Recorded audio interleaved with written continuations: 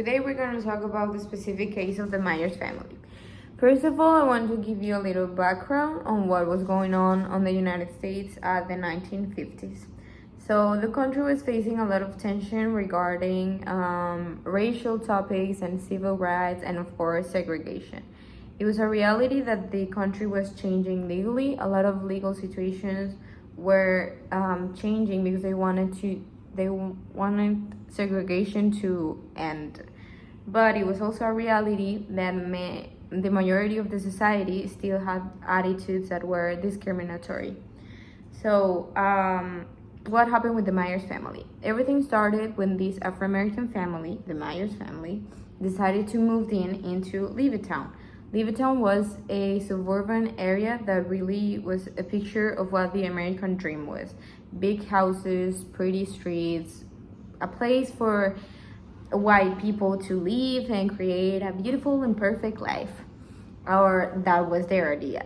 So the Myers family moved in, and since the beginning, as the video shows, there was a lot of people that was against them moving in. I remember the video talks about someone even throwing a rock into their window.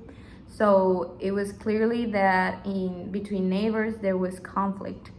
So the argument that the people against were using, I remember one that says that their value of their houses probably was going to go down, kind of like if everyone can live here, like if the Afro-American people can live here, then the other white people will not want to live here, so nobody would want to buy my house. So I remember that was kind of the argument. The woman on the video also talked about how difficult the integration was going to be, how she was pretty sure that a lot of neighbors wouldn't like the mayor's children to maybe relate with their children and stuff like that. Like all these attitudes that still support the segregation, thinking that the Afro-American people shouldn't be around the white people, like they shouldn't live in the same place. But there was also people that was not against them, people that argued that the Myers had all the right to live there. They were financially qualified to afford a house there, and they were not doing anything wrong.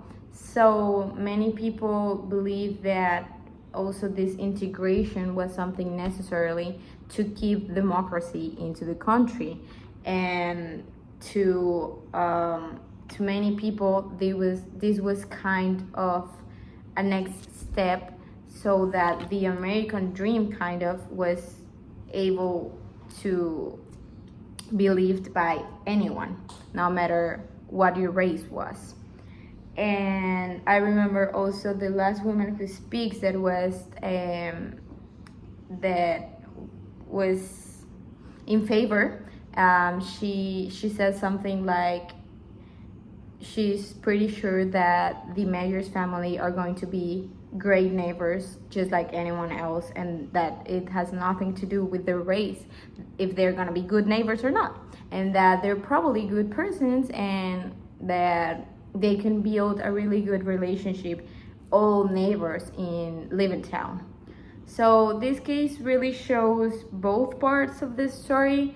Again, even though the country was changing, people was still very